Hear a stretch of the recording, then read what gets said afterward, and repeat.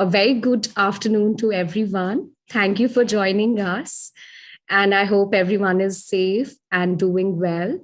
And it's really a matter of honor and privilege for us to have Dr. Reetu Jaiswal with us for a very, very interactive session on a very fascinating topic.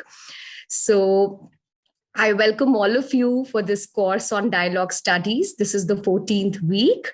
And we also have with us students from OP Jindal University. So a warm regards and a fresh welcome to all of you. And to introduce myself briefly, I'm Dr. Nitya, and I'm an assistant professor at OP Jindal University. And I'm also a volunteer at India Law Foundation, and I was also a part of the course on dialogue studies in 2020. And this is a course which has really changed my life forever and has left a very deep imprint. So now let's move on. And I would like to introduce the speaker that we have today. Again, ma'am, we really welcome you and thank you for joining us. So we have with us Dr. Reetu Jaiswal, and ma'am will be speaking on the topic, is feminism a threat to society? Deciphering gender equality. Dr. Reetu Jaiswal is an assistant professor at Department of Philosophy, University of Delhi. Her areas of interest include social and political philosophy, gender studies, and media studies.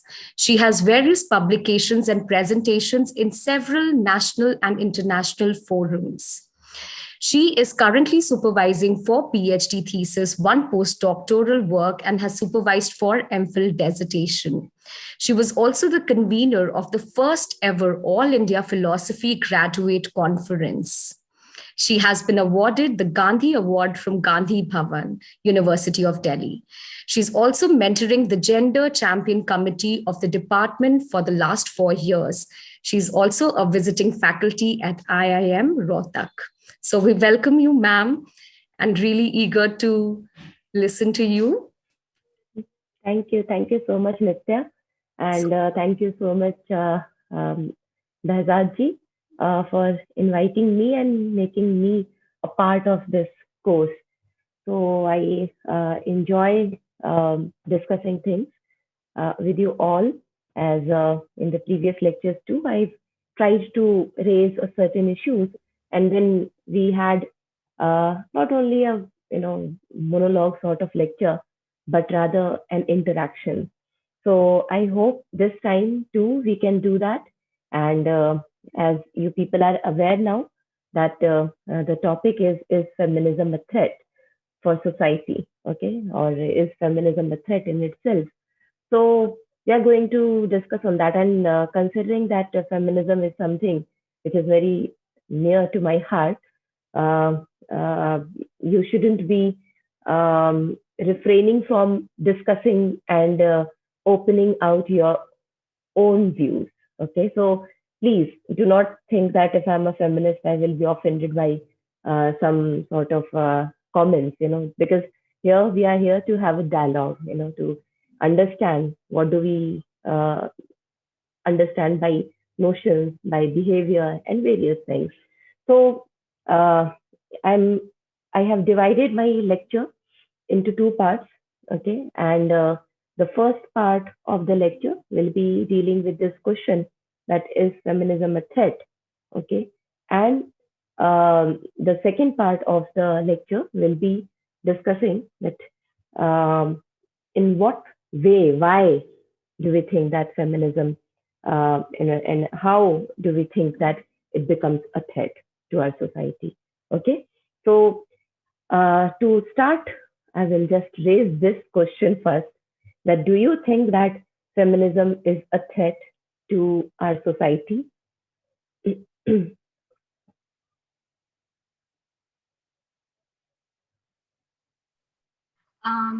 May I go? Like if nobody else is. So according to me, I wouldn't say feminism as a concept is a threat, but I feel that some feminists who call themselves that way, the idea somehow gets lost in that, and like even the concept of feminism is taken differently by different people, so that can create some sort of divisions in that way. So I mean, it's not a threat, but how far some people take it or how they take it can contribute somehow in that way. Okay. So various understandings of feminism could be threats. Okay. But on the other hand, there is a possibility that feminism in a certain way might not be a threat to our society. There is a possibility.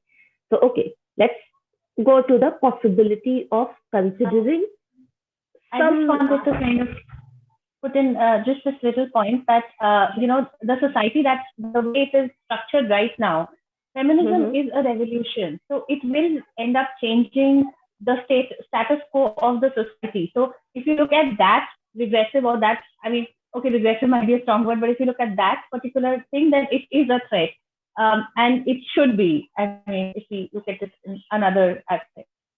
Hmm. Okay. So yeah, there is some understanding of feminism which might say, as has been suggested by Ria, that that is not a threat. Okay, there is some possibility that feminism in certain ways might not be a threat, but there are so many ways, in which we can say that yes, feminism is a threat. And basically, like, uh, if we look at this question, that why feminism, uh, when we are dealing with feminism, then why this question in itself is important, that whether it is a threat to our society or not.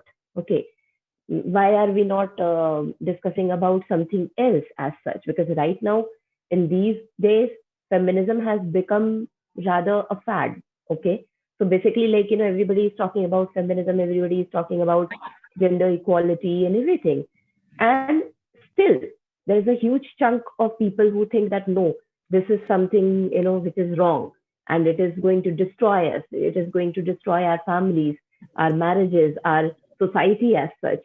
So basically, feminism is something which touches the very core of our life. Okay. And it has the capacity to change your mindset first, then your way of living, then your way of interacting with others in such a way that everything around you will change completely. So the threat is regarding the acceptance of that change. Okay, that whether the change is required or not, and if the change is required, then the sort of change we are looking at, which is coming through the wave of feminism, whether that kind of change is required or not. Okay, so if we look at all these perspectives, then it seems that if at a very lower level, if we look at this whole concept of feminism, at least, if we have some tolerance towards feminism, then that tolerance generally comes in the form of gender equality. Okay, that generally, feminism has been opposed to, but there is some disturbance. Can I request you people to mute yourself, because I'm getting some noises?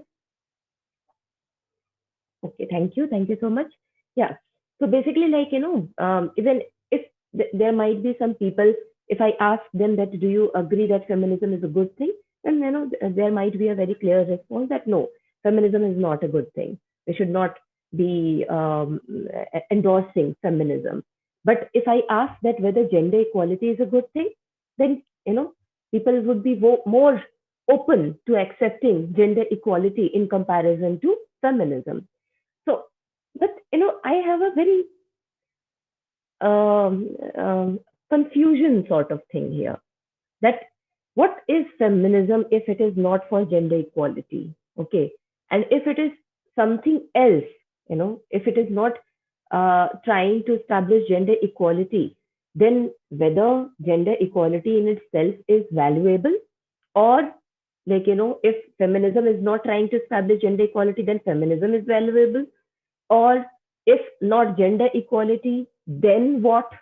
Okay, so all these things come to my mind, that why is this, why is there so much of confusion regarding feminism, and why we are so uh, we are not ready to accept feminism. There must be something. I'm not saying that the point of not trying to be a feminist and trying to criticize the very idea of feminism in itself is redundant. I'm not saying that. Yes, those people who are not able to accept, who are not ready to accept, and who do not want to accept feminism, they have a proper reason behind that. Okay. And we have to see that. We have to argue. We have to look into those questions and those views, that on what terms we can say that feminism is not acceptable. So, before we go into the depth of all these discussions, I will start with this three options that, whenever we try to answer this question, that is feminism a threat? Okay. So either yes or no. Okay. नारे बाबा 50-50 में भी जा सकते हैं कि थोड़ा है थोड़ा नहीं है. Okay. So we will come to that point if there will be a need. Okay. But let's discuss with the two options, that yes, feminism is a threat, and no, feminism is not a threat. Okay. So if we look at the first position, which says that yes, feminism is a threat, there can be largely two point of views which can say that yes, feminism is a threat. Either that point of view will be coming from the patriarchal patriarchal standpoint, that no, patriarchy or whatever is going on right now is the right way of living, is the right path, and that is why feminism or any other ism which is trying to challenge it should not be acceptable. Okay, so that is the first thing. Then second option could be that yes, feminism is a threat. Why? Because feminism is talking about privileging women's rights over men's rights. Okay, or giving more privileges to women in comparison to other genders. Let's not talk about other genders right now. That will complicate this discussion more. I'm just limiting my discussion to two genders only for the sake of simplicity of argument. So the second argument says that that feminism is a threat because it is not talking about human rights. It is not trying to talk about equality between men and women, but rather it is trying to privilege women over men. So it is everything, there is everything about women, women's rights, and women, for women this should be the case, that should be the case. So if we have problems with patriarchy, then rather than patriarchy, should we establish matriarchy? No, that is not the solution. And that is why, feminism becomes a threat. So that is the second position. I'm taking these two positions to consider that feminism could be a threat. Okay. Now the third position, which is not the third one, but the answer to this question as a negation, that no, that feminism is not a threat. Feminism is something which can work for the progress or advancement or betterment of society. And when we answer this question in a negative sense, that no, it is not a threat, we have to be very careful that what sort of feminism we are having in our mind.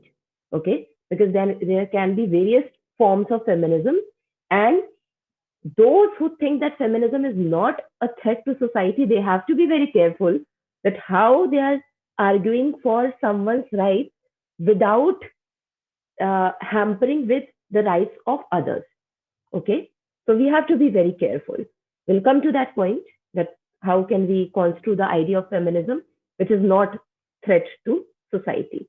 So let's start this discussion with accepting that feminism is a threat to society. And largely, as I said, that the first position could be the patriarchal one, that, no, feminism, we do not require feminism as such. Why? Because the way things are going on, that could be disturbed, okay, by this system, could be disturbed by the interference of feminism, okay. And when we think that the system could be disturbed by the interference of feminism, what are those things we are concerned about? क्या चीजें हैं? वो कौन सी ऐसी चीजें हैं जो ऐसा लगता है कि अगर फेमिनिज्म आ गया, तो क्या ही जाएगा, बट अगर शुरू हो गया पूरी तरीके से तो क्या खत्म कर देगा? Do you have any idea that What are those things? Unpaid work of women. I mean, men will have to pitch. Men will have to pitch in. Right now it's mostly women across the world who are doing. So basically, in winter, that is the most important thing. That if women become empowered, then men will have to work at their houses. So हो सकता है उन्हें भी बर्तन धोने पड़े ठंडे पानी में. So basically, that is one of the things which is scaring us, that I do not want to participate in household chores. I will have to participate if these women become empowered, if all of them start working, then obviously, we will have to do something which is meaningless, which is not worth doing, these things. So, okay. Can I say something? Yes, definitely. Yeah, I think the basic idea of having feminism is that men are scared that they won't be having the upper hand in all the situations, be it anything, which is the basic point. Okay.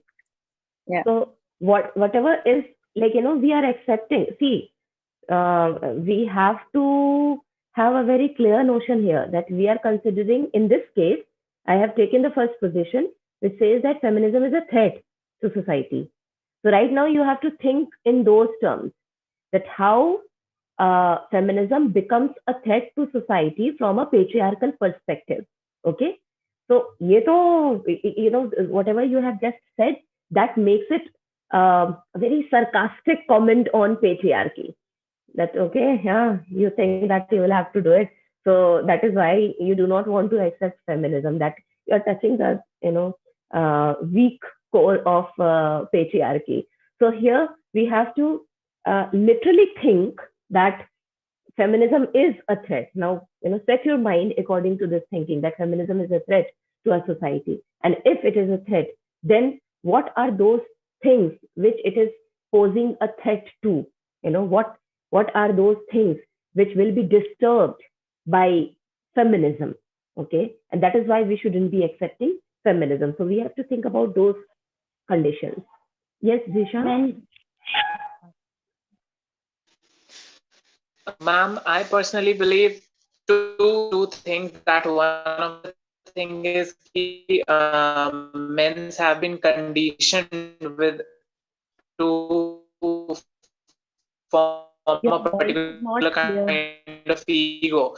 So most of the negative response toward feminism is kind of due to the male irritation, that they're irritated.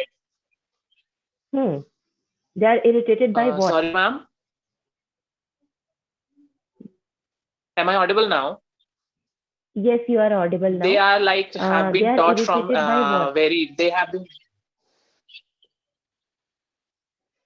because they don't their interests are not being taken into the narrative feminism. That's one of the irritation that they have. So basically, patriarchy will have to accept that men do have certain privileges, and if feminism comes, then those privileges will be gone.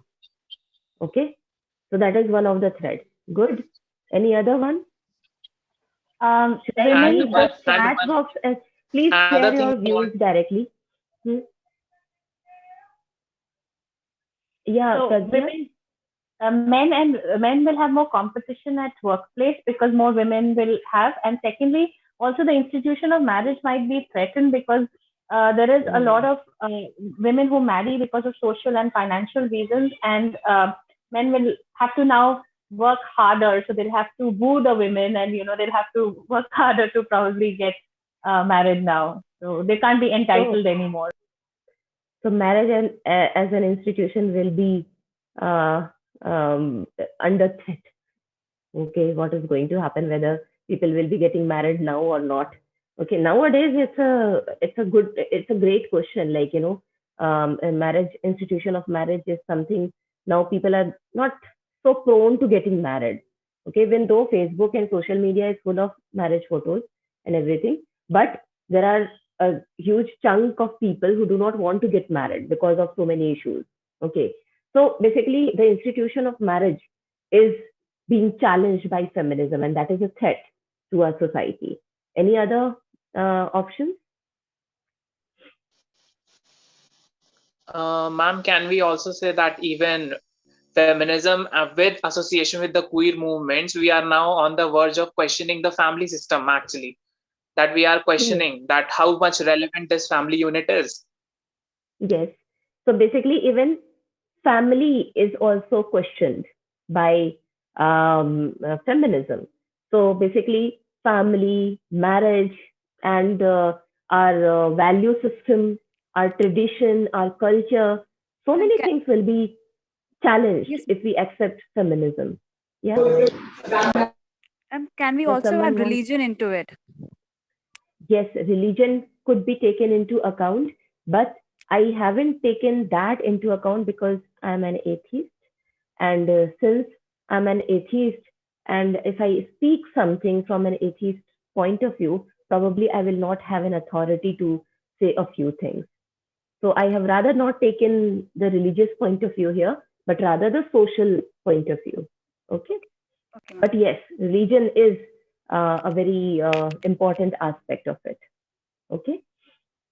Yeah. So if we look at all these problems which feminism can pose to our society, okay, then it can destroy the institution of marriage, it can destroy our family, it can destroy our cultural values, traditional values, value system as such.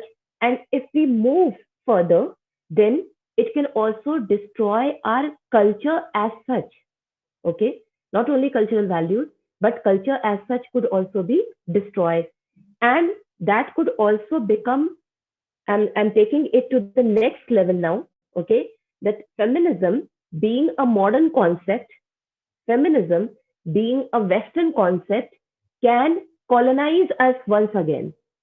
Okay, it can be another act of imperialism, another act of ideological colonialism. Okay, so that is also a sort of threat to our society, to our cultural associations, to our nation. So all these things, if we look at all these points, that then it seems as if feminism is a sort of revolt. It's a revolution. Okay, it can come as a revolution which might change everything upside down. That is something which threatens us, which also, like, we are afraid of such kind of changes. That is why we think that feminism is a threat. Now, I'm going back to the previous few points where we discussed that feminism could destroy our family, could destroy our institution of marriage. So at least if we take these two, because that is the major concern of most of the people, that it is destroying our values, family values or community values. It is destroying the institution of marriage. Women are now taking divorces. They are not wanting to getting married. They do not want to have children. So what will happen to our society? That is a major question here. So if we refer to this, then what happens that why are we so concerned that these things should definitely happen, okay, in a society? We know that for the progress development of any society, institution of marriage and family, all these things are very important. Having children is very important, but considering them to be natural entity is very harmful. Okay, thinking that marriage should be there, okay, and family should be there, and you should have children, that is one thing. But considering that these are the natural things, natural entities, it is a very different aspect of it. Okay. And what do we understand by natural? Natural is something which cannot be changed. Okay. Which has to have in the way it has been existing. Okay. So if your parents say that you will have to get married, and if you ask that why, it's because everybody is doing that. It is something which you have to do. It is natural. Okay. So it is natural to get married. It is natural for women to have children. Okay. it is natural to have family. So you are also natural. You should do natural things. Okay. So that is why feminism is something which is changing this natural order of things. And that is why feminism becomes a threat. Now, Sandra Harding, a very, not Sandra Harding, but Sally Haslanger. Sally Haslanger is a very important feminist metaphysician. Okay, I'm writing her name in the chat box so that if somebody is interested, you can read her work. Okay, Sally Haslanger is a feminist metaphysician. She says that nothing is natural. Okay, why? Because the moment you make something natural, there won't be any scope of changing it. Okay. So neither the concept of self, nor the concept of family, nor the concept of marriage, nor the concept of men and women, nothing is natural. Everything is constructed. And the moment you accept that things are constructed, then only there can be a possibility of changing those things. Okay. So basically, like, if you say that it's natural for people to die, okay, it cannot be changed. People naturally die. Okay. So here I'm not saying naturally means by nature. Okay. So naturally means that it's a natural order of our existence that generally all living beings die. So we cannot challenge this because it is natural. But it is not natural for all women to be mothers. Okay. Because it is up to them whether we have eyes. Okay. We can see with our eyes. But who has said that if you have eyes, you will have to see? Okay. I do understand that people say that are you blind? Can't you see? So basically, these kind of comments are there because you are supposed to be seen. You are, it is something which you want to see. Actually, you want to enjoy the world. But having said this, it doesn't mean that this act of looking will be imposed on you. Okay. That is your free choice, whether you want to look or not. Okay. There might be certain situations where you want to look. Sometimes you want to close your eyes. Okay. Likewise, if you have any other anatomical structure in your body, to use it, which are voluntary, to use it or not, that should be up to you. Okay. And likewise, having uterus and reproductive system in itself is also the same kind of thing. So using it or not using it should be up to a person. Okay. It should not be imposed as something which is natural. That if you are a woman, you will have to be a mother. Okay. So that kind of thing is something which has been criticized by Sally Haslanger. And she says that there is no concept which is natural as such. Everything is constructed. And the moment we accept that things are constructed, it gives us a very scope of criticizing those concepts. Okay. So that is the first thing, that when we think that feminism is something which can destroy our marriage, families, and everything. Okay.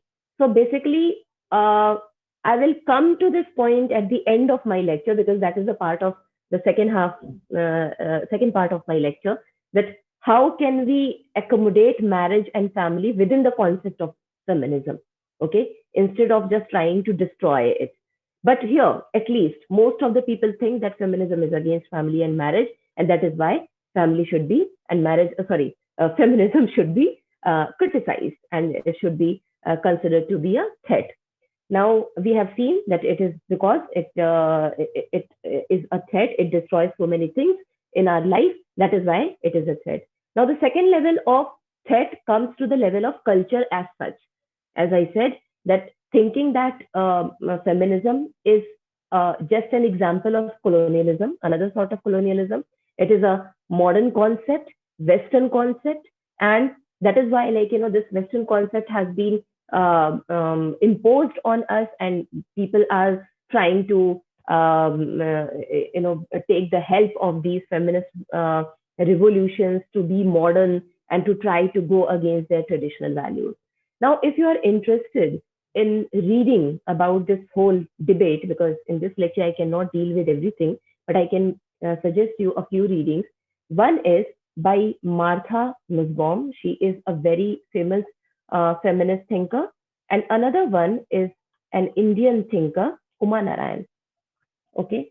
So if you are interested in reading about these thinkers, you can read that how they are trying to say Martha Nussbaum from the perspective of an essentialist, okay, who is a liberal thinker, who thinks that there should be a universal value, okay. There must be some universal values which should be acceptable to everyone. I do not want to be too philosophical here. I'm trying to translate everything in terms of as much as possible non-philosophical dialogue, okay, so that we can be on the same ground. So Martha Nussbaum is someone who thinks that if your culture is doing something which could be exploitative, okay, then you will have to criticize it, okay. Even if somebody is telling me, Martha Nussbaum says that if somebody is telling me that Martha, you are a imperialist, okay, because you want to impose your point of view on other cultures, okay, in the name of saving those women from their cultural practices. So in that case, she becomes an imperialist. Am I clear? Am I making sense here? So basically, Martha Nussbaum says that there has been a practice in, so there have been so many practices in various cultures which are very exploitative. Okay. And whenever Martha Nussbaum tried to criticize those practices, those people said that no, you cannot criticize them on the basis of your own values because you are trying to impose your values on us. Okay. And that is an act of imperialism. You are trying to destroy our cultural values.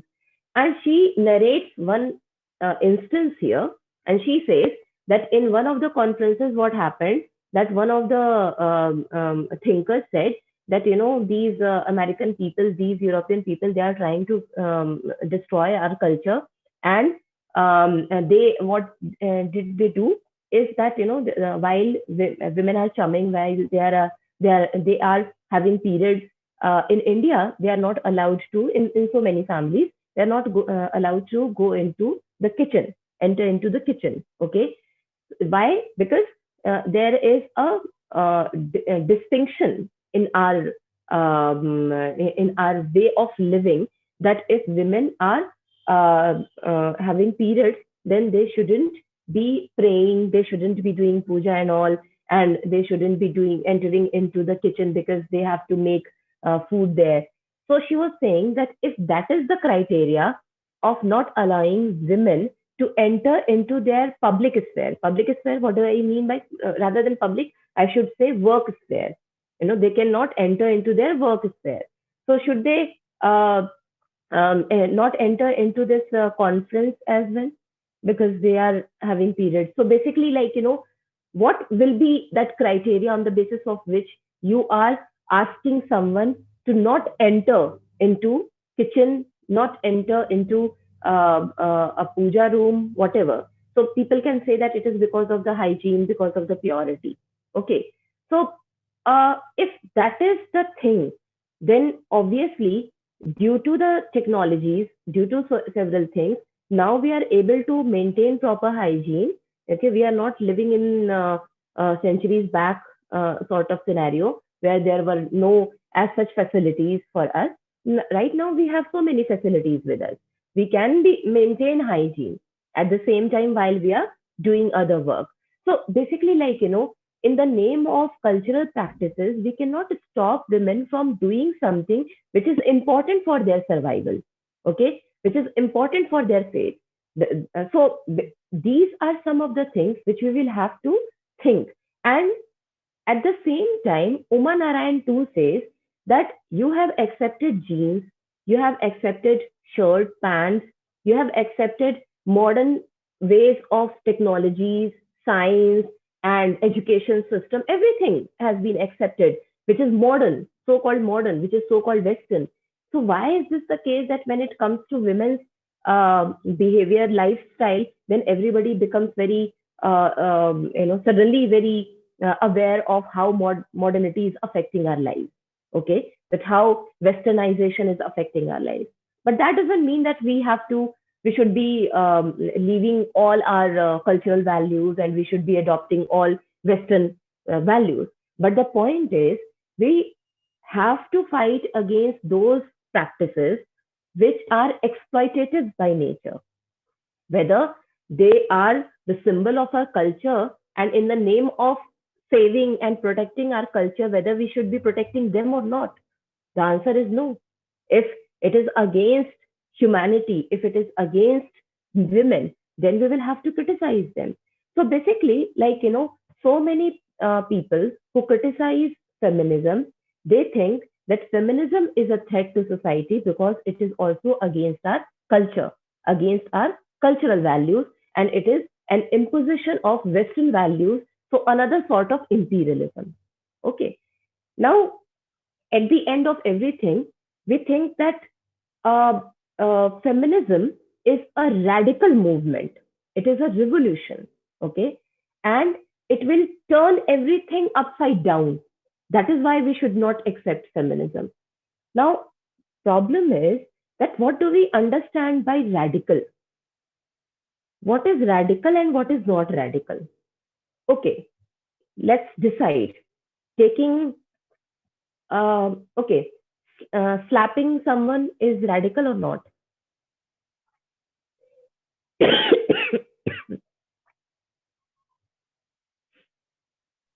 Radical?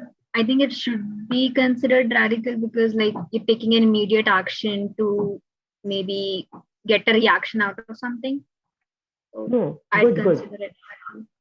So slapping could be considered to be radical. Okay. And cursing someone is radical. इतना तो चलता है. Okay. So basically, like, what is radical and what is not? So, do you people remember that movie,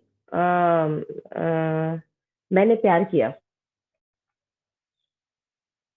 Have you people watched this cult movie, मैंने प्यार किया? Salman Khan's movie? No? Okay, there is one scene in that movie. Okay, just go and watch that scene specifically. Don't watch the entire movie. Okay, so when I was a kid, I watched that movie. In that movie, what happens? That there is a villain sort of character, and Salman Khan is there, and there is heroine. Okay, hero, heroine, and villain. So their hero and heroine are friends. Villain is someone who wants to show that two people cannot be friends. One male and one female cannot be friends. There is something wrong here. So this villain tries to prove this, and then he tries to rape the woman. Okay, and then she could be saved somehow by the hero.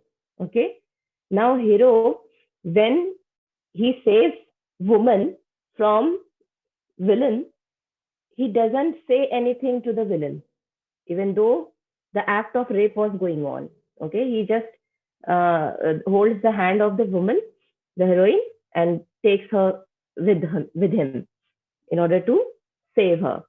And then suddenly the villain starts saying something to hero.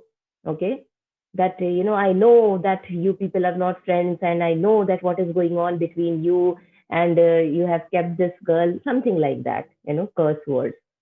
And then he slaps the villain. Now, the act of rape was not so impactful that the hero could have slapped the villain. But when he started saying curse words, then he slapped him. So here, what was the radical act? Raping someone, trying to rape someone was more radical, or cursing someone was more radical? Cursing someone is more Cursing radical. someone was more radical. Okay, Hannah, we have certain agreements and disagreements here. That cursing is more radical in comparison to raping someone. So basically, what is radical? Okay, what is that thing which is radical? If somebody can not turn our system upside down by raping someone, then how can someone who is just trying to challenge that rapist can be able to turn everything upside down? Okay. So basically, it is within our mind that what do we want to think can turn things upside down, can be radical.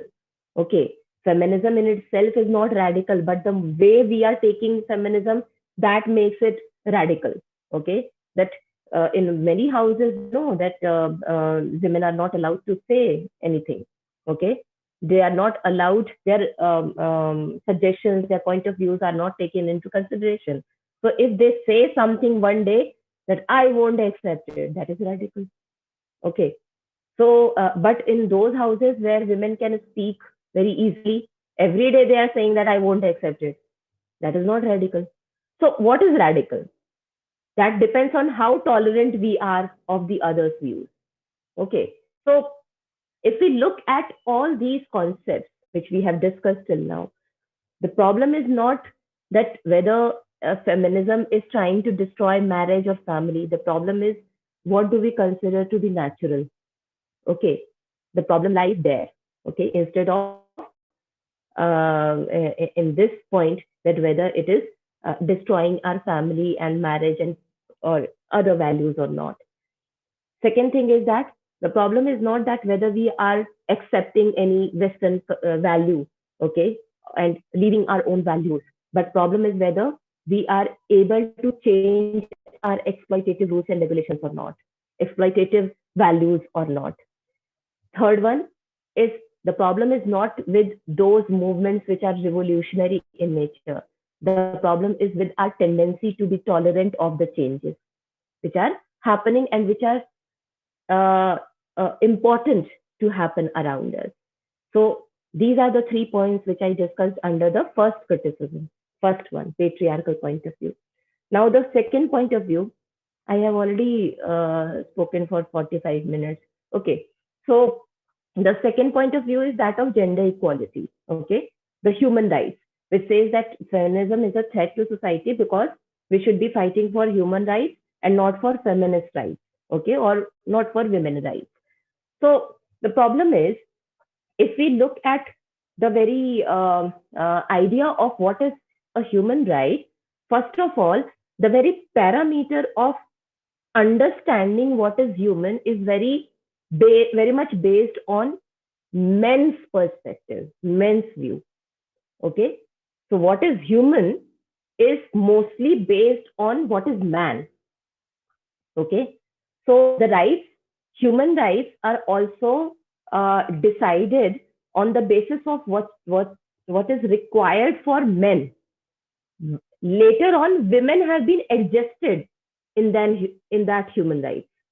First of all, we say that all human beings should have the right to expression. Okay, let's take the example of this human right, that all human beings should have the right to expression. Now, first of all, when we say this, we take all men, sare men, come.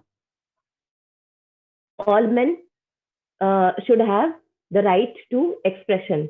Now people will start saying, what about women? What about women? Okay. So we will say that, okay, women, you too come here. Okay. You come here and you too have a right to expression now. Now, but when both of them are here, men and women, the sort of expression men will have and the sort of expression women will have, there will be a difference. Okay. There will be a difference between these two. And one of the basis for this kind of difference could be the difference between rationality and emotion. Okay.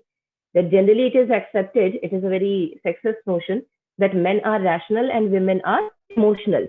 So whatever women speak, they speak from the perspective of their heart, from the perspective of their emotions. So let's say that women are saying something, they will be silenced and go, okay, what are you speaking? Huh? So be silent. That is not important. Okay, listen to us, because We are talking about something which is more rational. Okay. So I'm saying this, that whenever we talk about the human rights and what should be the right and what should not come under the right, that is decided by men, that was decided for men. Okay. And later on, in this soup, women were mixed. Okay. That, okay, women will also be given the same kind of human rights. But women do have certain other kind of issues which men do not have, like, because of their whole reproductive system. So later on, people started thinking about those things. So we will have to be very careful here, that when we are talking about human rights, whether those are human rights per se or they are men's rights. Because even if legally we have the ability and the freedom to move, okay, we have the freedom to move, but we cannot move freely. We know that in the night we cannot freely move, and because we are scared of the people. So there are so many other legal things as well, legal rights there, which are available for women, but women are not able to get access to them. Right to education is there for women, for girls, but so many girls are not getting educated because of various reasons. So all these things, that right to choosing your partner is there, that you should be choosing your own partner. But the way women are choosing their partners and the way men are choosing their partners, there is a huge lot of difference. There are so many things. If you look at any example, the way men are doing it, the way women are doing it, there is a huge lot of difference between that. And wherever you don't see any difference, that is because we are gradually trying to mitigate that difference. Okay. So we will have to be very careful that, wearing clothes is everybody's right. But what sort of clothes should be worn by a woman after marriage, that is decided by their in-laws or husband. Okay. In most of the cases. So basically, we'll have to think about it, that whatever rights we are giving to human beings, whether we are giving them as human beings or whether as men and women. And secondly, if we are talking about human rights, then generally, it means that we are trying to establish equality between men and women. Okay. So basically, we are trying to establish gender equality. And if we are trying to establish gender equality, then what is wrong with feminism? Feminism is also trying to do that. Okay. So why feminism becomes a threat to society? Because let's say that, if you look, have you heard of a progressive family? Progressive in-laws? Progressive. They are very progressive. They are very liberal. They allow their daughter-in-laws to work after marriage, and they also allow their daughter-in-law to wear whatever she wants to wear. Have you heard of these notions? Okay. So, I really admire those people who are so liberal, who are so progressive. But why are we saying that they are progressive? They are allowing, okay, daughter-in-law to work. Even if she is educated, she has already gained all the degrees. Okay. She has all the other problems which men have to face. If she will appear for an interview, she will also have to struggle like a man. But she has to struggle on another level too. She has to take the permission from her family members, that whether I can appear for the interview or not. So that is if we talk about gender equality, so the equality of opportunity is given to both of the genders, that both of them can appear for the interview. Now, if we take this into consideration, that in itself is sufficient for establishing gender equality or not? No, it is not sufficient. Because if we talk about, if I take the instance of women appearing for jobs after marriage, the situation is like this, okay, that men can easily appear for all interviews if they are eligible for that, and women cannot appear for all sorts of interviews. They will have to see whether the workplace is near to their houses, whether the sort of work they have to do is conducive to their environment, whether it is, their family members are allowing them to work in that space or not, whether that could be convenient or consistent with their other household work or not. So they are not on equal platform when it comes to appearing for that interview. So how can we say that there is a gender equality when we give equality of opportunity to both of them? It cannot. So feminism is trying to fill this gap. Okay. So if you have to raise both of them to the same level, and the level is like this, so either you will have to take away the privileges from men, okay, or you will have to give additional privileges to women. And the moment you try to take away some privileges from men, that becomes feminism, and feminism becomes threat. Okay. The moment you try to give additional privileges to women, that becomes feminism. Feminism becomes threat. Okay. But if you think about that, if there is already a gap between these two genders, how will you fill this gap? Okay. How? You will have to take away some privileges, you will have to give some privileges, and that will be gender based. Okay. So if somebody is talking about, if somebody is fighting for gender equality and they do not want to be called a feminist, or they do not want to endorse feminism, I want to ask this question: do you have any other way of doing it? When we try to establish gender equality, can we do it in other way without taking privileges from men and without giving additional privileges to women? No, there cannot be, in order to establish gender equality. So basically, the second position, which says that feminism is a threat, they are misunderstanding feminism rather. Okay, because human rights is not capable of is not capable of representing women's problem properly, appropriately, because the very notion of human rights is based on what is required for men, what is important for men, what is needed for men, and then women have been equated with that same status. But women are not equal to men. Okay, they have not been equal to men. I'm not saying that as a normative statement, I'm saying that as a historical, okay, rather factual statement, that women have not been equal to men. So if you consider that equal human rights should be given to both of them, that is not going to establish gender equality, because you will have to give privileges to women. Some privileges will have to be given to women, and some privileges will have to be taken away from men. Then only they can come on equal status, equal platform. Okay, so that is the second position. I'm not giving details of the second position because of the paucity of time. I'm directly jumping to the second point, which I said that that feminism is actually not a threat to society. So when we have already understood the first two positions, it becomes quite clear that probably we are looking at the very concept of feminism in a very different way. Okay, that we are creating it in such a way that because of its nomenclature, because of the name it has, feminism, it seems as if, अरे तो औरतों का है. Okay, so basically, like, that feminism is something which is only about women. No, as I said, men will have to be disturbed. They will have to come down. So I do not want to say that feminism is against men, but rather feminism is against the privileges which patriarchy has given to them. Okay, privileges which are not only detrimental for women, but also detrimental for men as well. There are so many privileges which are given to men without even asking them. You have to be privileged. That is an enforcement that you are the bread earners. You have this privilege, and you cannot dare to not take this privilege. Okay, you will have to be the bread earner.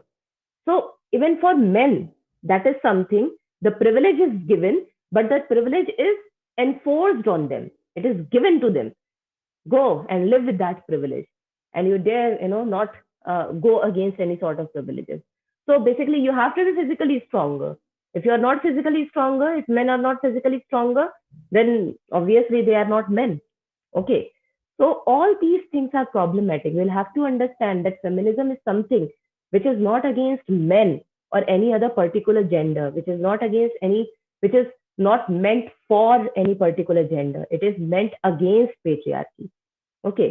So when we come to the nature, the sort of feminism we should have in order to answer this question is in a negative light, that no, feminism is not a threat to society, then the question remains that if feminism is not a threat to society, then should feminism be allowed to break marriages or go against marriages? Okay, that is the first question, which is the concern of every parent. That if feminism is okay, they can tell their kids, ठीक है, if you want to be a feminist, just go and be feminist and whatever. Okay, be a feminist, masculinist, whatever is you want to be. But you will have to get married to the opposite sex. Okay, we cannot allow same-sex marriage. We cannot allow you to remain bachelor. Okay, you have to get married. So basically, if feminism says that you have the freedom of not getting married, you have the freedom of getting married to the same sex, or whatever, whoever you prefer. Okay, then obviously feminism becomes a threat to those parents. What are you teaching to my children? Okay, so in order to resolve this issue, rather, okay, I am going to present a point of view here, which I call the fear of opposite. Okay, the fear of opposite is something which I'm inspired by Sandra Harding's point of view. I'm mentioning her name. Sandra Harding is a feminist epistemologist. Okay, she has given a very interesting point of view, and she says that that concept is called strong objectivity. Okay, she says that obviously it is. I'm trying to divert the discussion, okay, slightly, in order to discuss whatever she has said. She says that in the area of science, science is very valuable for everyone. Everybody accepts that science is, doing so much for us, and science is something which is justified, okay, and it is based on observation and experiments and everything. So scientific theories are well established theories, okay. So there is a sort of objectivity in scientific theories, okay. And whoever thinks that we should not accept scientific theory, what options will they have? If somebody wants to criticize the objectivity of scientific theory, what will be the other option?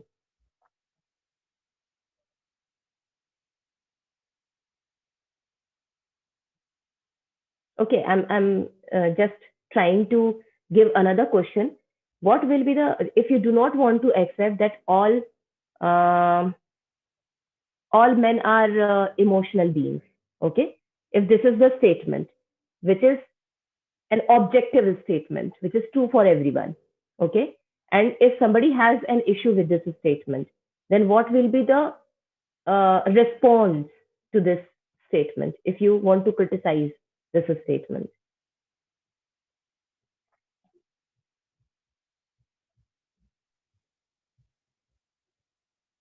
All men are emotional. Do you agree that all men are emotional beings? I think we'll try to propose a subjectivity of that argument. So saying Yes. all men are emotional. Say some are emotional and some are not emotional. So whenever we try to criticize objectivity, we move towards subjectivity. है ना? That is the only option we have. That if you want, the moment you criticize objectivity, what options do you have? Is to move towards subjectivity. Then if you say that, not all men are emotional, some are emotional, some are not emotional, then people will say that, okay, if you don't believe in objectivity, that is your subjective point of view. And your subjective point of view is your subjective point of view. That is not mine. So I don't agree with you. So basically, until unless you believe in the objectivity of something, everything will be reduced to the level of subjectivity. That it is your point of view. Okay, either you accept something as something which is acceptable by everyone, or you go down to the level of individual's perspective. That okay, this is your perspective, that is your perspective. That happens Have you faced this problem in your life? That if you want to criticize someone, that person will say that, okay, if you don't agree with me, then, that is your choice. That is your point of view. I don't agree with you. So either you agree with me or you become a subjectivist. That is a problem which has been presented by uh, Sandra Harding. And she says that the moment I try to criticize any scientific theory, since scientific theories have been accepted to be objective by nature. So the moment I try to criticize that, people say that you are a subjectivist. Okay, then what is right? That the question immediately arises, if not scientific theory, then what is right? Okay, okay, you don't believe in subjective, if you don't believe in scientific theories, then go. Okay, that is your point of view. It doesn't mean, it's a moot point. If you people have watched Friends, then you would understand the context of it, that what is a moot point. Okay, so basically, like she says that the moment I try to say that scientific theories are not right, okay, they are not objective, then I'm blamed to be a subjectivist. Okay, so either you go for objectivity or you go for directly subjectivity. And everybody knows that there is a problem with subjectivity. Okay, because the moment I say that, okay, I am a subjectivist, so my point of view will be just my point of view. Nobody will have any pressure of accepting my point of view. Okay, so if I want my point of view to be more important, then I will have to move towards objectivity. Okay, so that is a problem. The fear of opposite. You accept objectivity as right because you don't want to go to the opposite, subjectivity. You know that that is a greater evil. That is why you choose to remain on the side of objectivity. So the same thing happens with us in our daily life. Why do we accept marriage? Because we do not want to be alone. Okay. Why do we choose to be in a marriage which is oppressive? Because we do not want to be tagged as divorced. Okay. Why do we want to follow the rules and regulation of society? Because we do not want to be called the radical ones. Okay. And why do we want to be a girl like? Because otherwise nobody will like me. Okay. So basically, like, we try to follow certain norms, we try to follow certain rules because we do not want to follow the opposite of it. We don't want to go there. That is why we are here. It's sort of, I do not want to give any political statement, but sometimes it happens that we choose one political party over the other political party, not because we like this political party, but rather because we don't like the other party. Okay, so we do not like anything, but we have to choose this one because we don't want to be the other one. Okay, that is a problem. And if we leave this fear of opposite, how we leave this fear of opposite?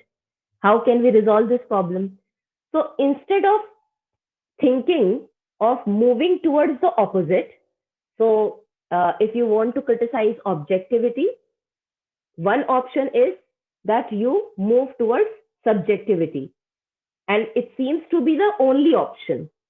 But now Sandra Harding is coming and she is like a Wonder Woman. She says that no, there is one more option. Okay. What is that one more option?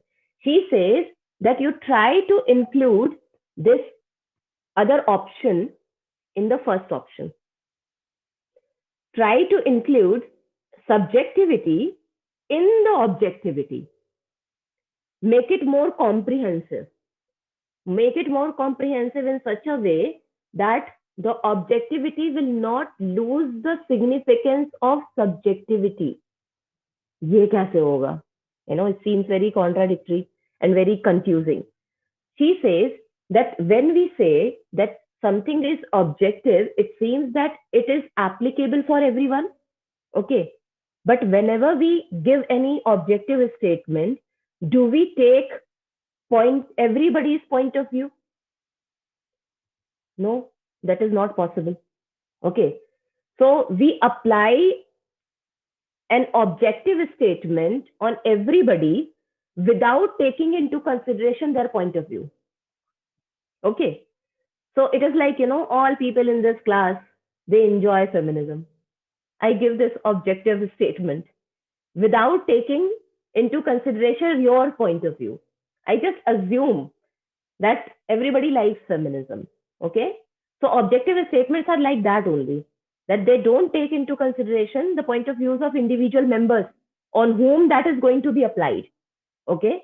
So she says that if I give this a statement for this class, that everybody, all members of this class are feminists. Okay. Let's say that I'm giving this objective statement and you have an issue with that. So one of you can say that, no, I'm not an objectivist. I don't believe that this statement is true, that all of us are feminists. I am not a feminist. Okay. Then I will say that is your subjective point of view. Okay. Objectively, this is true. Your subjective point is your subjective point. I'm not discussing that. So basically, she says that whenever any scientific theory is made, anything is passed, okay, that is considered to be the objective one without considering the point of views of the members, okay, on whom that theory is going to be applicable. Okay. Now, she says that if you look at medical science, okay, there are so many things which basically, like, what example can I give here?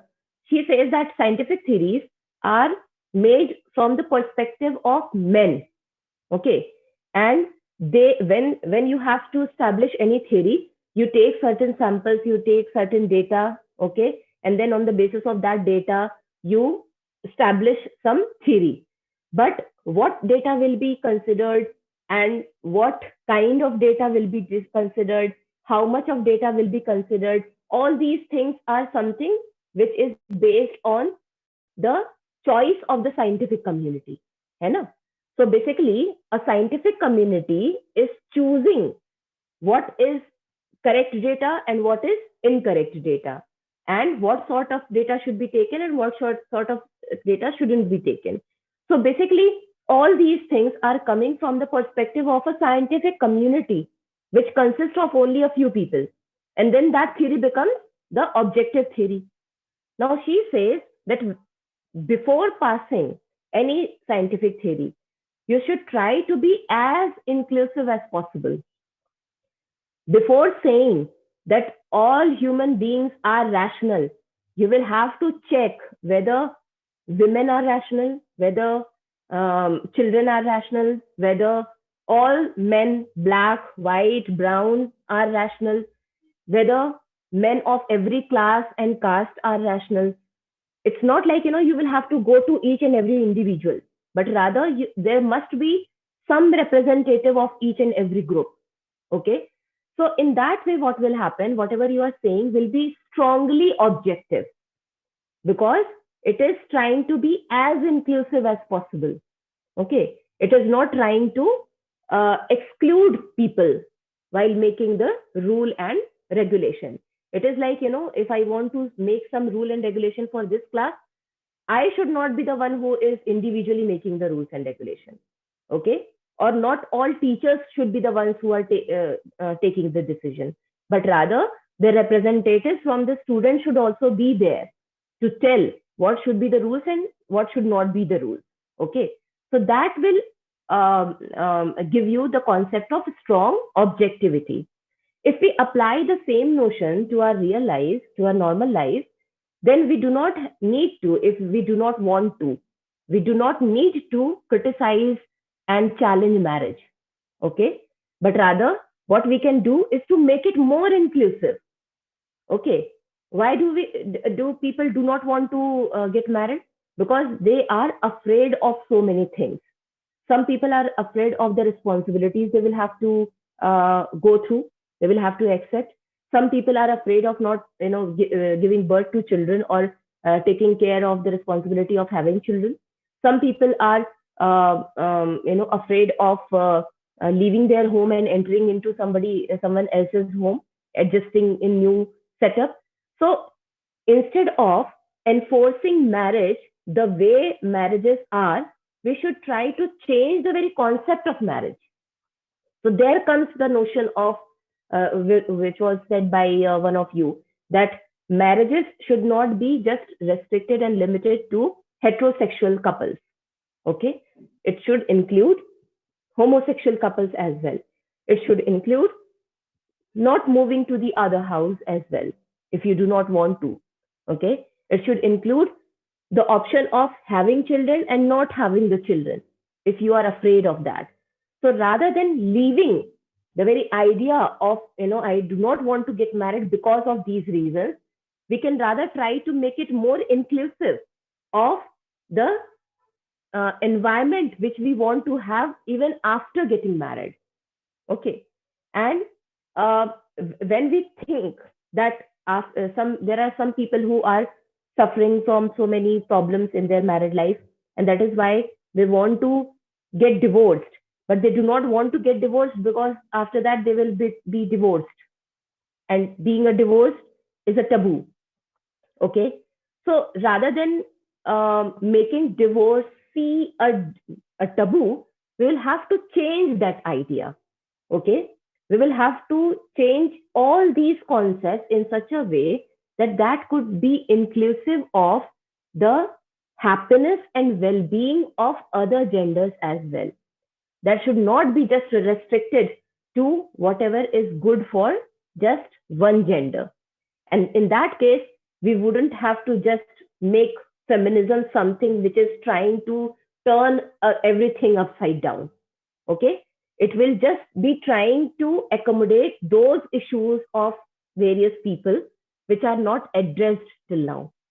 So I guess, this is the kind of feminism which could be acceptable, okay, which won't be a threat to society at the same time, and which could be acceptable, but only if we are tolerant enough to accept the changes.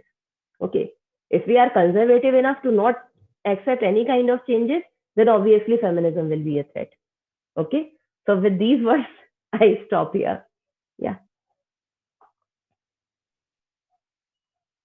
Thank you so much, Dr. Reetu, for such an empowering and enlightening session. We are now ready to take up the questions. So kindly raise your hands, whosoever has a question. So let's start. Pushpika.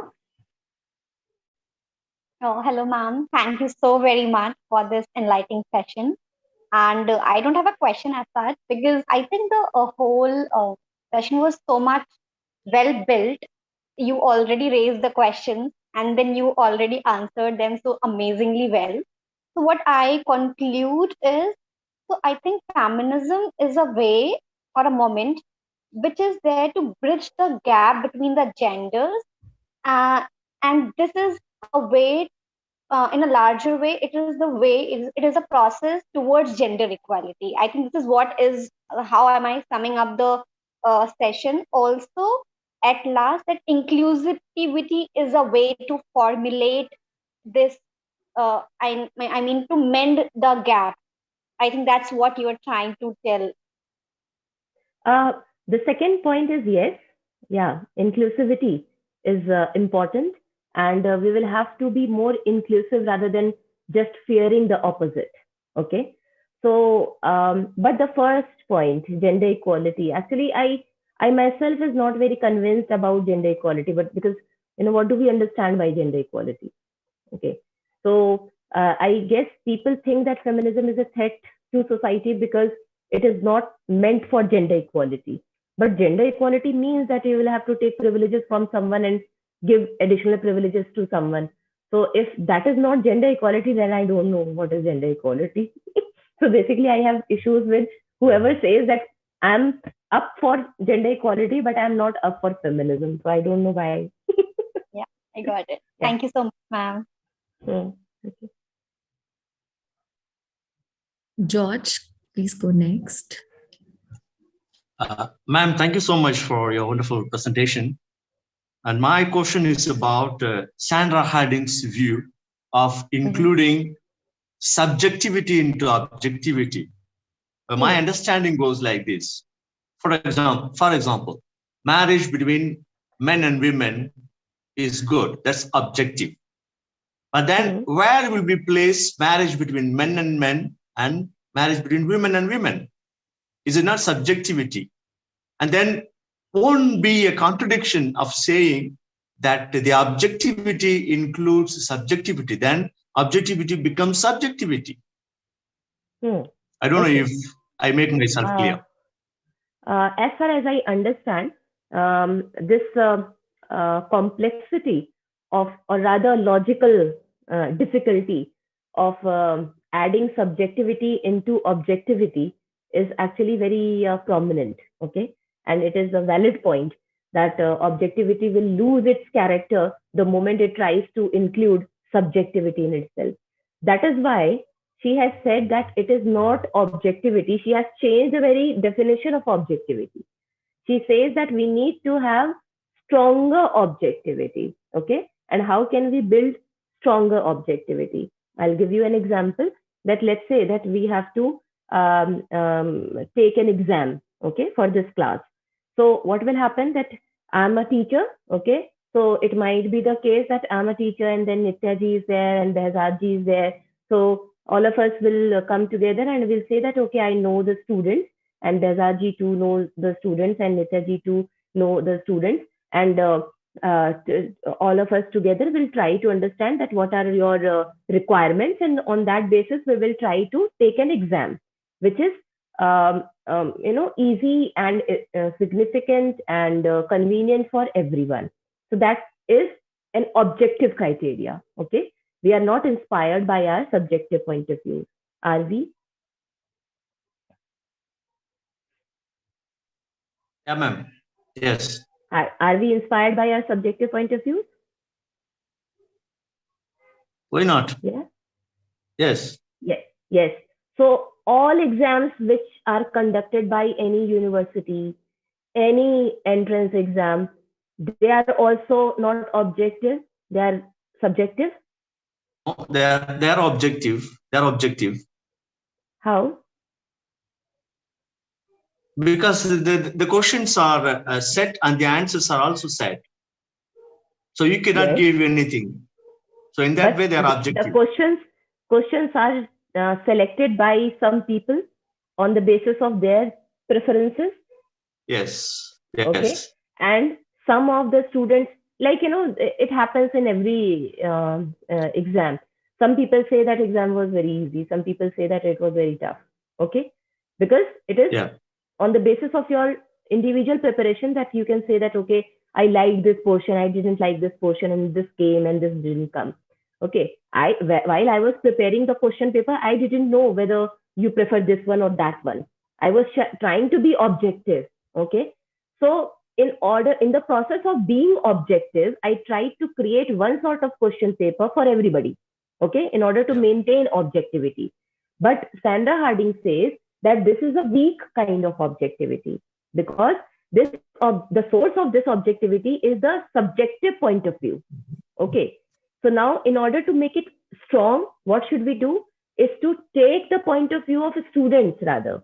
Okay, that what do you think that which sort of questions should come and what sort of questions should not come, and then after considering those suggestions, we should try to make questions. Then it will make it more strong. So it will become inclusive. It will maintain objectivity while including the subjectivity. So that is the notion of a strong objectivity. Thank you, ma'am. Thank you. Yeah. Okay. So do we have more comments, reflections, questions? Anybody would like to just share anything, any thought? Harshita? Yeah, ma'am. Firstly, thank you so much for this session. It was very informative. So I was wondering, you spoke mainly about the both cultural values and within the family setting, the way this works.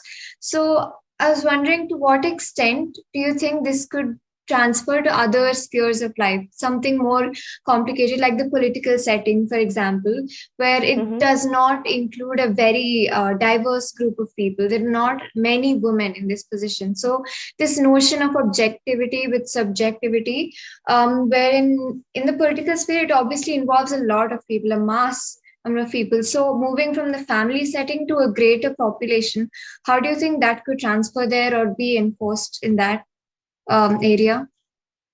Okay. In the field of politics, do you want to refer this question to the policy making thing?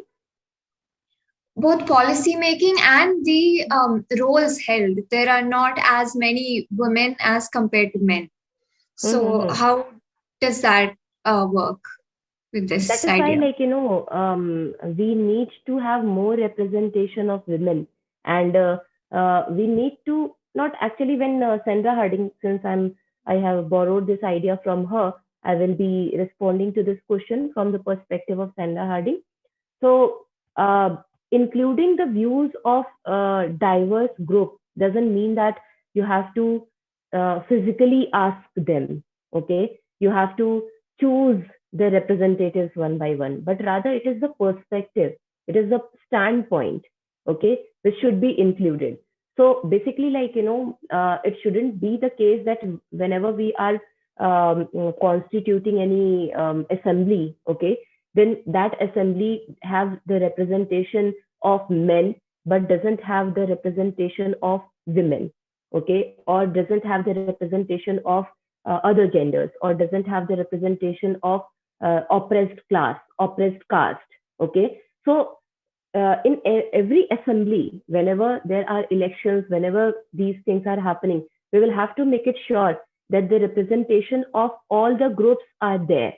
Okay, until unless it is made sure, then the sort of rules and regulations we will be creating with that assembly, that in itself will be lopsided.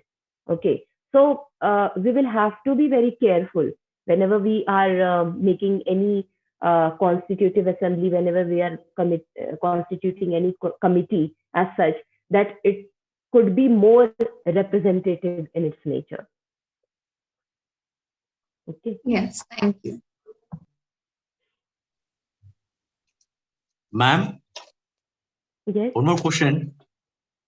We live in a patriarchal society ever since centuries. And what would be your opinion? How do you really evaluate the feminism in India? Because in every aspect of our life, it is always men dominating the society, men dominating everything. So I'm a bit pessimist about this particular aspect of feminism. Yeah. What would be your opinion? You are pessimistic that feminism can do anything. Oh, yeah. Okay. Yeah. What do you think? Like, do you think that whatever feminism is trying to say is right to any extent? Oh, certainly, I do feel and I do really appreciate the impact that feminism makes in our society. But my worry is it has not really reached up to a greater level. Maybe it will take a few centuries. That is my feeling. That's why I said I'm a bit pessimist about it. Okay, and for how many years, can you give an estimation that for how many years have you been thinking in that way? Like, or obviously you would have been thinking otherwise, okay, first, and then gradually it happens that you come to know about so many things, and then you realize that, okay, no, this is not a right way of doing things. So can you give an estimation of?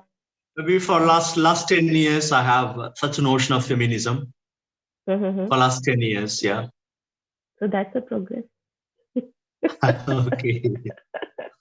So I guess I look at feminism in that way, that I know that patriarchy is something which is in our blood. Okay, we breathe patriarchy. Okay, and changing whatever we breathe, whatever is in our blood, will take time and patience. and effort. So my objective always remains to at least change one perspective of one person each year. Okay. Each year means each semester. That whoever comes to my class, I target that if one person's one perspective has changed because of my class, then feminism's job is done. So Okay. I have a very low ambition. Okay. Thank you. So I guess there was one lawyer. I guess she was the first woman lawyer when she was fighting her case in the court. Then the opposition said that you want to radicalize everything, you want to change everything, and you feminists do not think that you can change the world around you.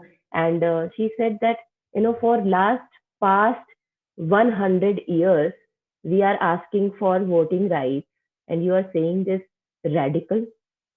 Okay, so how slow should we go for you to think that it is not radical anymore? So basically it is our mindset. Okay, and I think that if we make our goals too huge, that I have to change everyone, I cannot. Okay, but I can change at least one. So the one would be me, first of all, and then I can change others. Yeah. Zishan? Zishan? Yeah. Yeah. Thank you, ma'am. Thank you for such an enlightening lecture that you said. One question I just had with our Sandra Harding point, that she talked about weaker type of objectivity. Is it somewhat synonymous? Is it what she trying to say, that the conception of objectivity that scientific method aims at is nothing but a male conception of objectivity, which ultimately makes it a subjective standpoint? So it's a kind of that the objectivity that we have, it's a kind of paradox. Yes, actually, objectivity in itself is paradox because it commits sociological error. That is very interesting concept. Let me tell you, please, if time allows, can I? It will take just 2 minutes. It's a very interesting concept of sociological error. What happens that whenever there is an accident, train accident, okay, then everybody starts finding out, what was wrong with that, okay, with that track, with that train, because of which this accident happened. So she says that is like committing the sociological error, because we check those things which are not working fine. We should also check those things which are working fine. Okay. So now, why is it important to check those things which are working fine? Because those things which are working fine, they are working fine because of some reason. Okay. So now I'm moving towards the example of family. So in a family, if a mother doesn't eat and gives the favorite dish, let's say ice cream or cake, okay, to the kid, is it normal? Normal. Hai? Is it fine? Is it fine? यहाँ पे कितने हैं जिन्होंने mummy के cake खा लिए होंगे छीन के? Okay, so generally mothers do that. Okay, it's fine. They sacrifice their things for the sake of others. Okay, and the family remains happy. Okay, everybody is loving. That is because of love that she is doing, and people are loving each other. Everybody is taking care of everyone, and there is no problem in that family as such. And the mother, every day she cooks something and she gives it to other members because they like it more in comparison to her. Even though everything is fine, but everything is not fine. Okay. And we will have to see that what is that thing because of which this thing is going fine. Okay. And that thing is that one person is sacrificing so many things, and that in itself is not fine. Okay. And that is why we need to check when things are fine, then why are they fine? Because of which thing they are working fine. So, around us, when we say that, why are you like, this happens that whenever there will be a kid who will be very radical and will be challenging all the norms, okay, of family, then everybody will criticize that kid. Ki, why are you, creating tension in the family? Everything is going fine, but everything is not going fine. Okay, or it has happened with so many families that men used to, like, husbands used to raise their voices and say something, and not other children and wives are not able to criticize or raise their point of views against that authority. But one day when the wife raises the voice, then there is a clash. Okay, then there might be so many people who will suggest that why are you saying this, let him say whatever he wants to say. Why are you creating fuss about this, and why are you fighting? It's not required. So things are going fine. If one person is shouting, then things are going fine. But the moment the other person also starts shouting, then the balance gets disturbed. Then everybody will point it out that, okay, why are you shouting now? There is a clash in the family. So everybody will try to silence this person so that everything can go fine. But we'll have to see this, that why is this going fine? Because somebody is actually facing so many issues. The moment this person will stop facing issues, will start raising voice, not everything will be fine. Okay. So Sandra Harding says that this sociological error is that we think that we need to check for things only when there is something wrong with that. That is like committing an error. Okay, we will also have to see when things are going fine, smooth. That why are they going smooth? Why are they running smooth? Okay, so in that case, the objectivity. Okay, I forgot your question, Zishan. I'm so sorry. My question was she criticized the objectivity in the sense because the objectivity by itself, by virtue of itself, is founded upon the subjectivism. So either you go with the stronger sense or you do with the standpoint theory only. Don't mingle in. Yeah. Yes. So yes, according to her, whatever is like, as I gave the example of sociological error, that all those things which are generally accepted, okay, which are objectively accepted rules, that males being the head of the family, it is mostly accepted, okay, it is more objective. So, but that objectivity is coming from a patriarchal subjective point of view, okay. So she says that this objectivity in itself is paradoxical because it claims to be objective, but rather it is based on the preferences of a few. Okay. So basically, the value is subjective in its nature, but we pose it because it is coming from a powerful position. And that is why that powerful position is giving it its objectivity, even though it is also coming from a subjective point of view. So she says that we will have to criticize this kind of objective notion of anything. If we want to make it really objective, then we will have to take into consideration the point of view of everybody, the standpoint of everybody. Okay.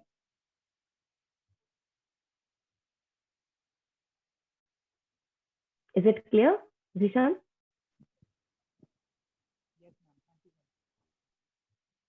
Okay.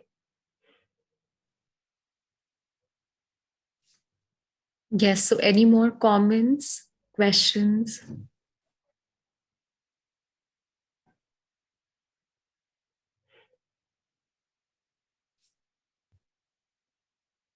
It'll be nice if other students can also share how the entire discussion today can be so related to our day-to-day lives. Any reflections? And you can criticize me easily. I take criticisms well.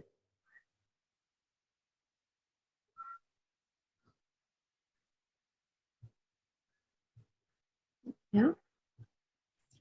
Thank you very much, ma'am, for beautifully presenting, clearing all the norms that we are perceptive from since from childhood, that new women have to do this, boys have to do this, and all, and how we can, we can include it, inclusivity inclusivity, so that to overcome all those difficulties and all. And it's been amazing that ma'am has clarified all this stuff and provide solutions as well.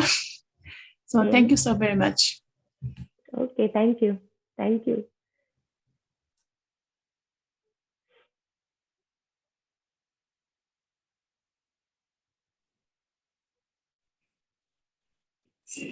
Anybody else would like to share anything? Yes, ma'am. Yeah, please go ahead. First of all, thank you so much, ma'am, for this mind-blowing lecture. I have a question for a better understanding. Like you said, feminism is for making gender equality viable, like giving more privileges to women to make gender equality on reality, to make gender equality real. So feminism, ultimate aim of feminism is overthrowing patriarchy, yes. But what is the ultimate alternative? To create a matriarchy? And if we are giving more privileges to women for the sake of creating gender equality, are we not creating matriarchy? No. Actually, matriarchy is, we define matriarchy as an opposite to patriarchy. Then what will happen? That the power will be in the hands of women. Wonderful world. So, no, but we are not actually looking for that, because once again, it will be suppressive. Okay, it will be suppressive to those genders, those people who won't be in the powerful position. Okay, so basically, replacing one powerful power structure or oppressive structure with another one, that cannot be a good solution. And Ian Kaplan, N. Kaplan, I'm writing name of that thinker. N. Kaplan has talked about it, that it's not, whenever we try to replace things, the power of women with the power of men, okay, or power of men with the power of women. So that will just change the exploiter, okay, that will change who is exploiting and who is exploited. That is not going to change the system. But feminism is trying to change the system. And changing patriarchy means that there shouldn't be any exploitation in the name of your identity. Your identity is not in your hand. Okay, you're born with that. And you shouldn't be cursed for something which is not in your hand, which you have not committed. And you should not be exploited on that basis.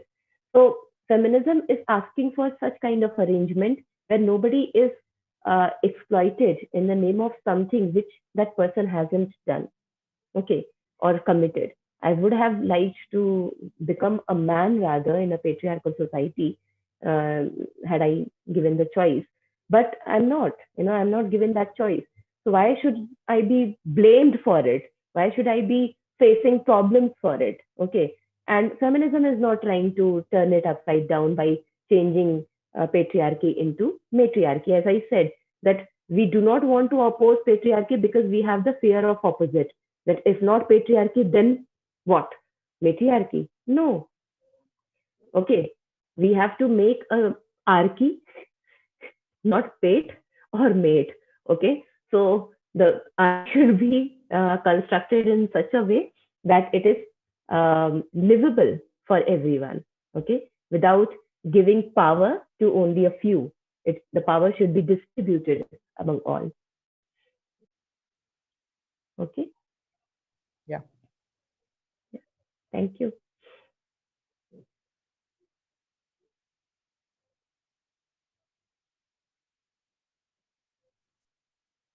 Do we have more questions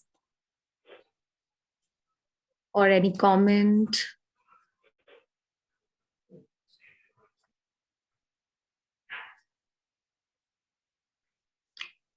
All right. So, yeah, you can take more time and see or think a bit more.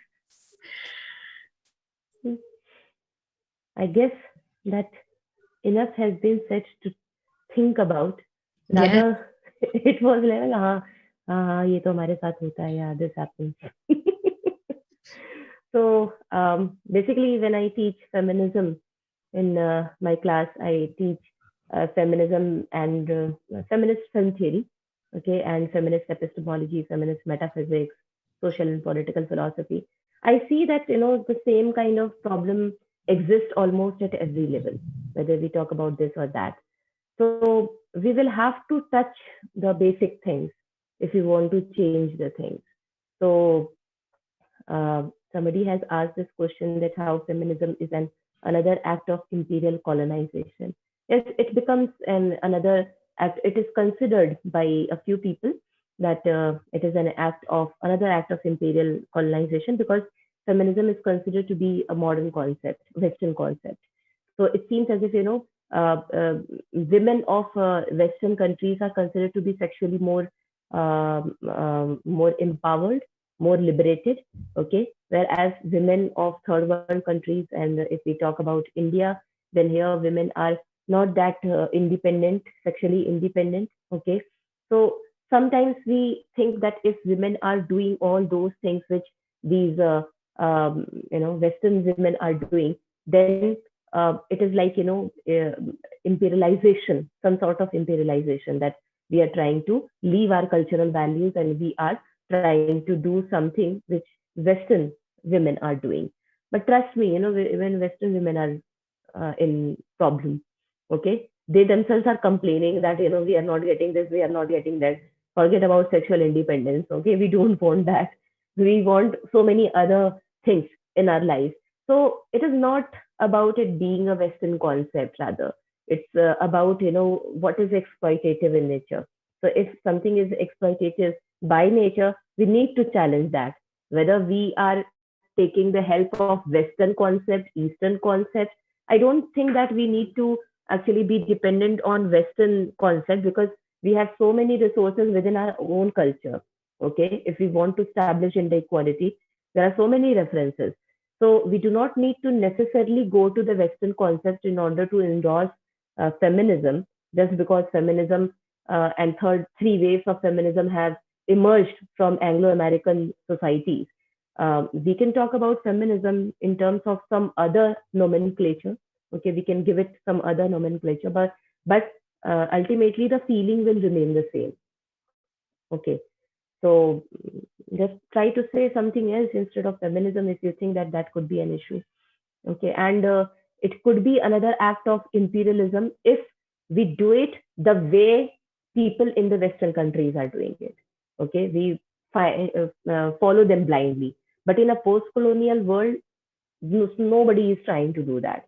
Everybody is very much aware of what is our versus what is theirs. Okay, so I don't think that that should be an issue. If feminism is meant to support gender equality, what is the role or place of gender equity in feminism? Actually, I'm more, I do like more gender equity in comparison to equality, because equality is, even if we try to make it substantial, it generally remains very formal. Okay, that establishing formal equality is easier. You can make rules and regulations, and then you can say that equality has been achieved. But when it comes to substantializing it, then there comes a problem, because how every right and every liberty will be contextualized in the case of every individual, that changes everything. Okay, so rather than talking about gender equality, gender equity would have been more preferable according to me, because that different people need different things in order to live a good life. Okay, and those arrangements should be made so that they can have a better life, instead of just trying to make a structure and imposing that structure on everybody without looking into the differences which exist amongst them. So I would rather prefer gender equity in comparison to gender equality. Ma'am, I have a question. I just want your take regarding when India got independence. So, like when Constitution was forming and B.R. Ambedkar was taking reservation for SC, ST, and all, he was also taking for women as well. But at that time, women feminists, feminists in the Indian parliament, like Vijayalakshmi Pandit and all, they criticize that, you know, we don't want reservations, because if our constitution has given us reservation, then the norms that men are more powerful than women, you know, would be more reflected. You know, would I give. couldn't understand. I couldn't understand your last statement. If women were, So I was saying that, so at that time, those feminists in the Indian, Indian continent, like for example, Vijayalakshmi Pandit and all, they were against the reservation of women's seat in the parliament. That's why we don't have reservation in parliamentary system in India till now. So like at that, and you know what the reason was that if our constitution provided reservations for women in the parliament, then it will be so obvious that men are more powerful than women. It will be more visible. They said, because already at that time, women are, you know, far behind in education in every field. I'm like in below, I'm like as compared to men. So, so what's your take? Why didn't they, you know, take that reservation? I mean, like, what's your viewpoint? Actually, if we look at the very concept of reservation from their perspective, it is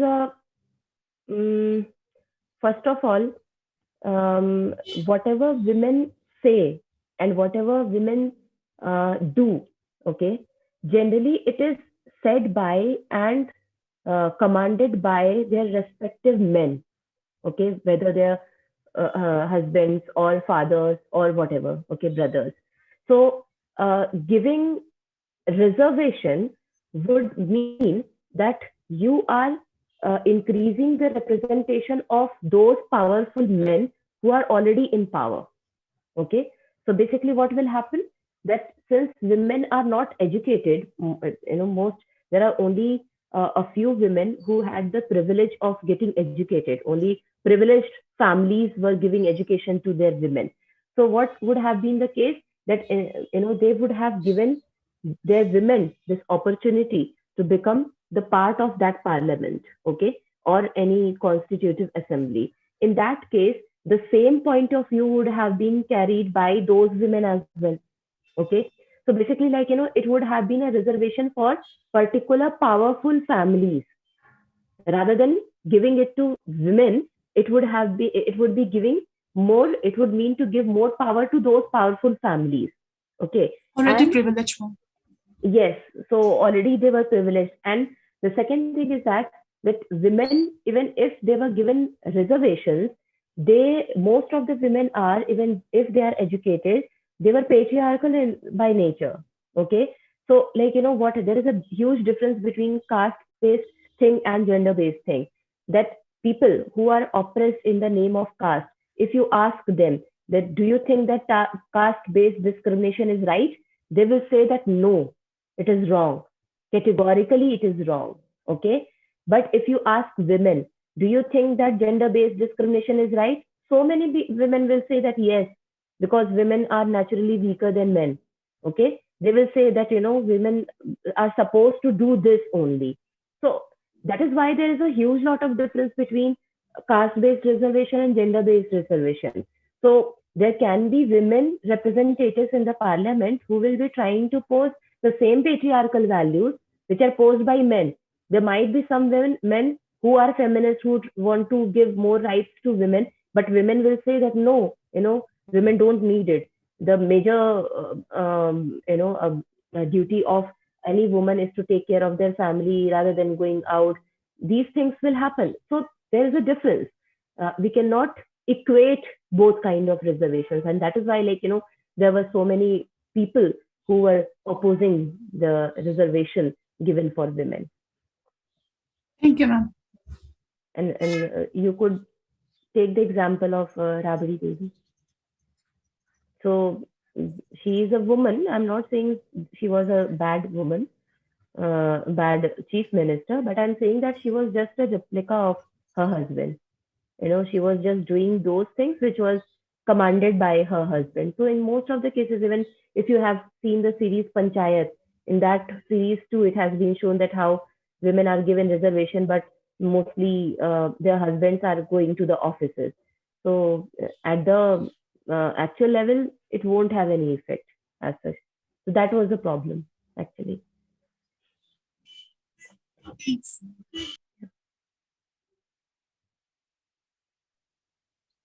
Ma'am, there's a comment.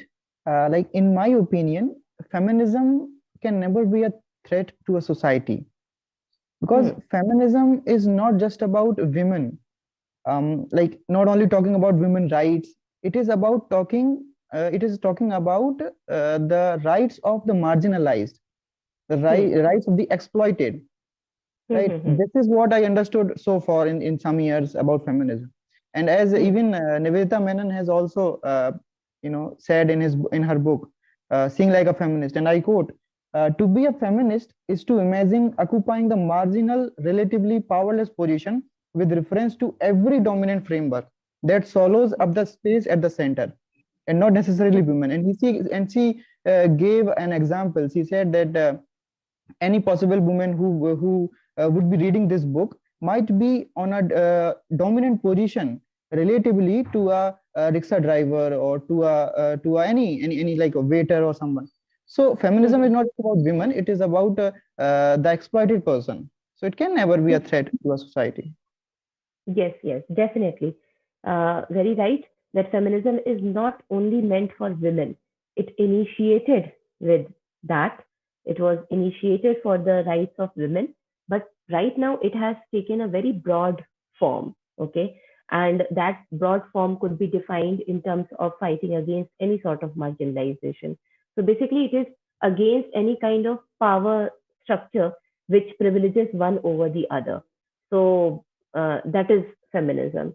But on the one hand, where at academic level, where at theoretical level, we have reached up to this point where we are trying to define how diverse feminism could be. Okay, that how feminism is against any kind of power structure or any kind of marginalization. But at the real level, where are we?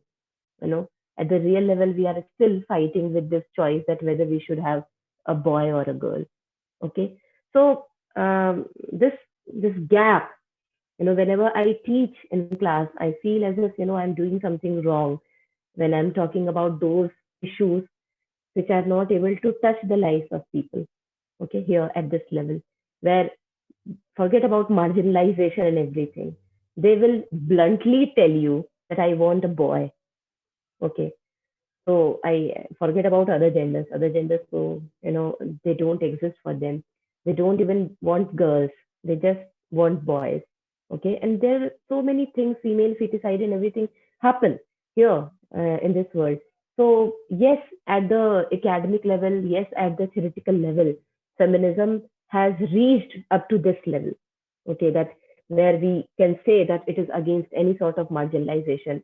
But at the actual level, feminism is still struggling with the same basic question, whether girl or a boy. Okay, so that is why I think that it is important to talk in terms of directly girls or boys. चाहिए नहीं चाहिए. Okay, पहले यही decide करते हैं. First, let's talk about it, and then we'll go to that marginalization. Okay. Thank you so much.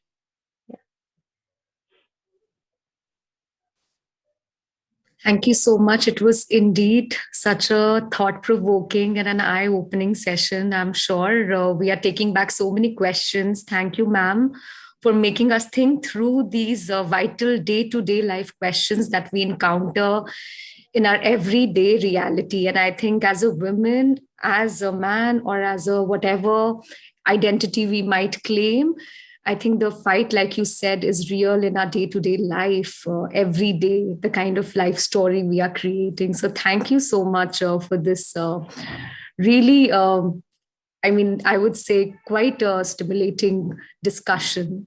So on that note, let's end the session today. Please take care and have a great stay, and stay warm, stay safe. And it was really a privilege for all of us, Dr. Reetu, to have you with us. Thank you so much for your time. And for thank all you for being such a nice audience. Yes. Thank you. Thank you so much, everyone. And thank you, Grazduate. Please take care. Bye-bye.